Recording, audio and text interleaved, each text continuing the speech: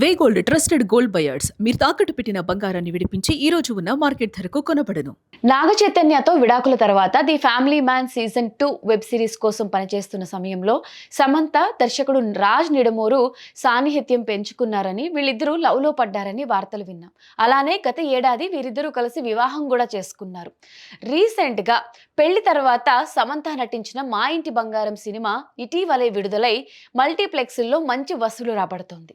ఈ cinema cake cutting వేడుకకు వచ్చిన సమంత కడుపు కాస్త ఎత్తుగా అంటే బేబీ బంప్లా కనిపించడంతో ఆమె ప్రెగ్నెంట్ అంటే గర్భవతి అని చెప్పి వార్తలు ప్రచారం చేయడం మొదలుపెట్టారు. సాధారణంగా రెగ్యులర్గా వ్యాయామాలు జిమ్లు చేస్తూ ఏ మాత్రం పొట్ట రాకుండా జాగ్రత్త పడే సమంతలో ఇలాంటి మార్పు కనిపించడం వల్లే ఈ పుకార్లు ఎక్కువగా వస్తున్నాయని అందరూ అంటున్నారు. సన్నిహితుల సమాచారం ప్రకారం ఈ విషయంపై సమంత కానీ రాజ్ కానీ అధికారికంగా ఎలాంటి ప్రకటన చేయలేదు. కానీ వారి సన్నిహితులను అడిగితే అవును అనే సమాధానమే వస్తుందని చాలా మంది చెప్తున్నారు. ఒకవేళ సమంత నిజంగా ప్రెగ్నెంట్ అయితే మరో 2 ఏళ్ల వరకు స్క్రీన్ మీద కనిపించకపోవచ్చని అంటున్నారు.